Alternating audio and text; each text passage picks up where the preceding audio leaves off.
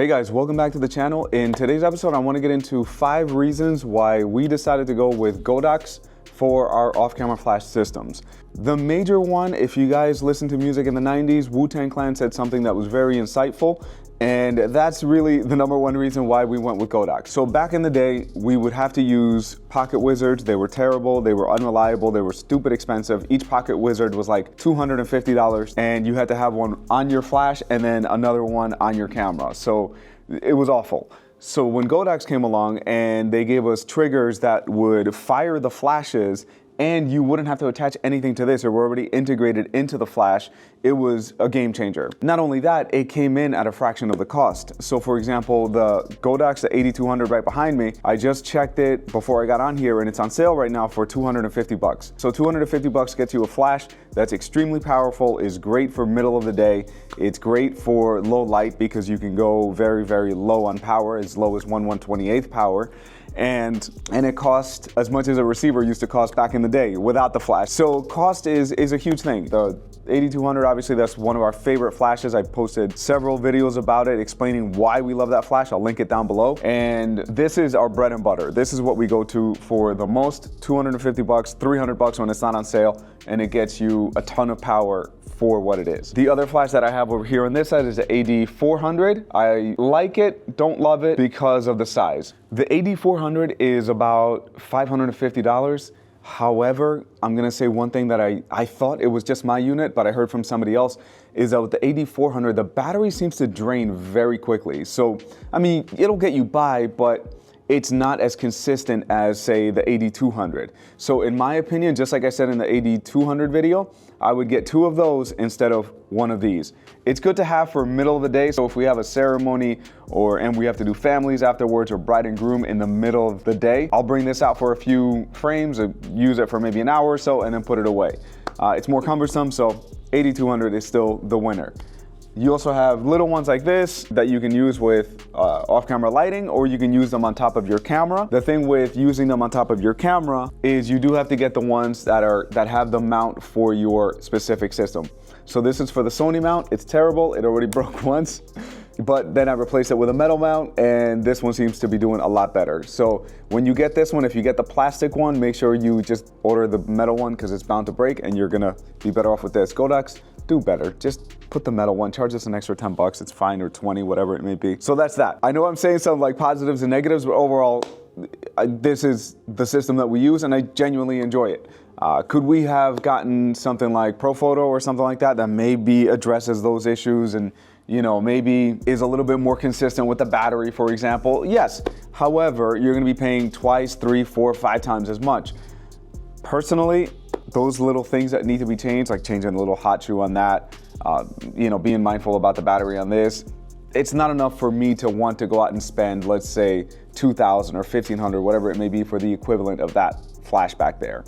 So cost, I would say, would be the very top of the list why I would recommend the Godox system, or why we use it. Also, we are not being sponsored by Godox. These are just my feelings towards these systems. #2 is, I kind of touched on it briefly, is integration with the different systems. So for example, over here I have the X Pro S. So this is for Sony mount, that's why the S is at the end. This little remote lets me control all sorts of different channels, groups, everything like that. Lets me do high-speed sync on here. It's very intuitive.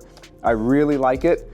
I know the Nano just came out recently, and that one I've heard mixed reviews. I'm gonna order it just so I can test it and show you guys what I think, but I think this might still be the better one. The older one is the Godox X1T, which is this one. And this is N because I used to shoot Nikon. Also Nikon, get it together. Why are you always behind? Anyway, this is the one that I was using for the longest time. The integration is not as easy, it's not as intuitive. When you turn it on, it takes a few extra steps to get you to where you want to be, where as professional, I want whatever is the easiest to get me to my destination. So X Pro N, X Pro S, X Pro C, whatever your system is, that's the one that I would recommend.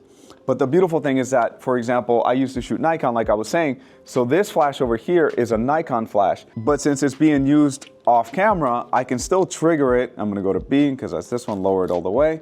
And then I can still trigger this one because it's off camera. As far as can you put this with a different system on top of this camera and the A9 and make it work? Technically, yes. You just can't shoot in TTL, which we don't shoot in anyway. However, back in the day, I remember putting a different system flash on top of my Nikon camera, and I remember it messed with the hot shoe. So I probably wouldn't recommend it. You can, but at your own risk. I think it should be fine, but you know, I probably wouldn't. As far as the research that I did, Godox makes mounts for Canon, Nikon, Sony, Olympus, Fuji, and Pentax. So when you get your trigger, make sure you get the correct one for your camera. I definitely should not be lifting it up like this because you don't want to break this. Also, here's a little tip. I never take this thing off. I leave it on all the time because I feel like putting it on, taking it off, like you're always having to wedge it, and it just puts more stress on your hot shoe. It puts more stress on the mount on this thing, on the actual trigger. So if you can leave it on when you put it away, just leave it on. I think you're better off. Number 3, durability. I mean, if I'm being honest, these things, we put them through the ringer. We do not take it easy on them. I know Scott has mentioned that I abuse my equipment. And the reason is we were in the desert and I'm over here, you know, the dust and everything's flying, and I just don't, I'll clean it when I get home. I don't abuse it, but at the same time, these are tools that need to be used to get what we need. And I can tell you guys, I put a beating on these things, and they're kicking. This one over here, the AD200, I didn't realize I had a fan in it until we were in like 110-degree weather out in the desert, and I heard it go. I'm like, oh, there's a cooling fan in there. So they're durable. I mean, they really are made to last. This, like I said, is from my Nikon system, and I used to shoot Nikon until 2020, which means this is 4 years from then, and I think I got it probably 3 years prior to that. So this is about 7 years old. And this is a TT600, which you can now get for like 65 bucks. So for a flash that's $65 that you can use for 7 years, I mean, you can't really beat that. You know what I mean? So the only thing, guys, I'm gonna mention this. If this ever comes loose, I think I posted a video. Yes, I posted a video, I'll link that down below as well, where you can, if you ever feel like this is loose on your camera and it feels like a little wobbly, there's 4 little screws here, you take them off, you put a little, I think Loctite, is that what it's called? Whatever, where, you know, for the screws so they don't come loose again. And then you rescrew this little portion together. Again, Godox, I'll pay you an extra 50 cents to add that Loctite crap or whatever, you know, that little thing is to make sure it doesn't unscrew.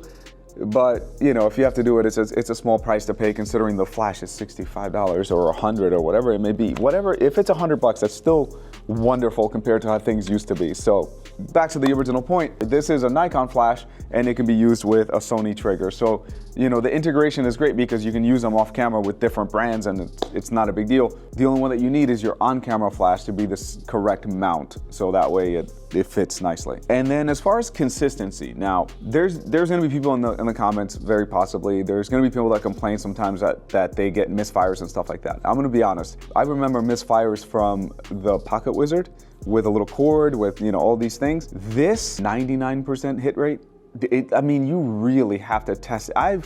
There's shots that you're looking at right now that I was probably 200 or 300 feet away and this thing was going off. Granted, there weren't any obstructions or many things in the way, but it's rare where the flash doesn't go off. If the flash doesn't go off, my immediate thought is, did I turn it on?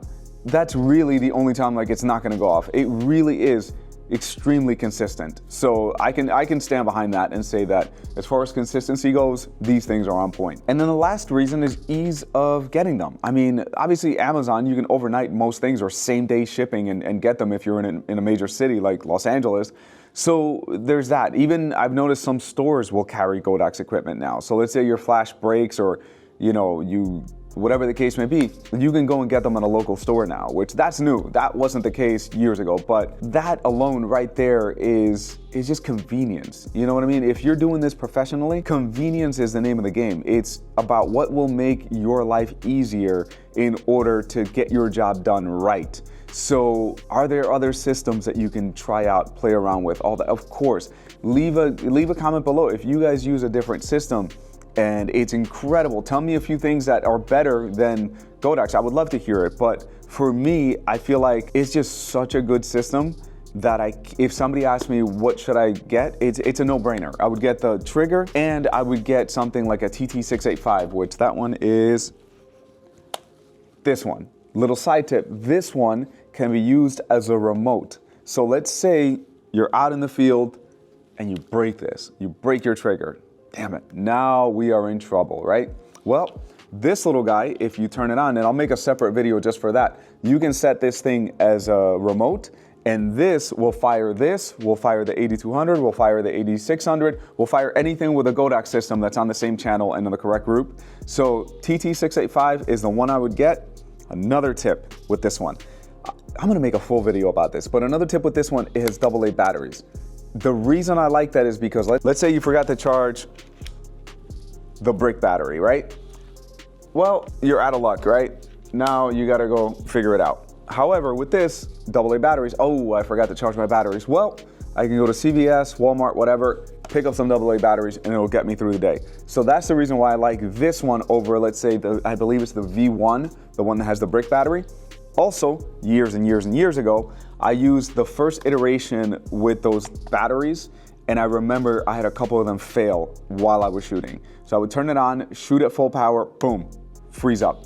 I would put in another battery, shot at full power again, died. So I have a bad taste in my mouth with those, and I feel like this just gives you a backup for a remote, and it gives you a backup for batteries. So enough side notes. I'm gonna go into a full video why this is the best on-camera flash.